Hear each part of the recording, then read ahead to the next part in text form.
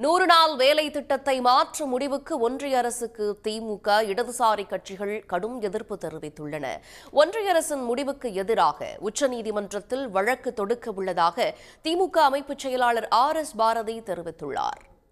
மகாத்மா காந்தி ஊரக வேலை திட்டத்தின் மூலம் வரவேண்டிய பணமும் வரவில்லை, இன்னமும் குழியும் தோண்டிவிட்டு யானை தள்ளுவதைப் போல இன்றைக்கு இந்த அரசு, ஒன்றிய அரசு செயல்பட்டு கொண்டிருக்கிறது.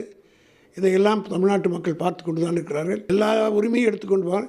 இதற்கெல்லாம் ஒரு முடிவு வரும். ஆக இந்த முடிவு நிச்சயமாக உச்சநீதிமன்றத்தின் மூலமாக வாதாடி பெறுவதற்குரிய சக்தி மு.க. ஸ்டாலினுக்கு உண்டு. அதை நிச்சயமாக செய்வார்.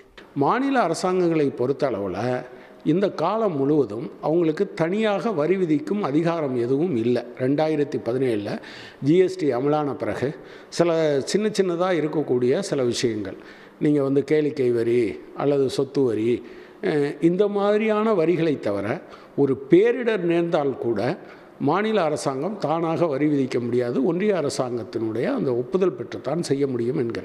அப்போ மாநில அரசுகளினுடைய வரி வருவாய் என்பது மிகப்பெரிய அளவுக்கு குறைக்கப்பட்டிருக்கு.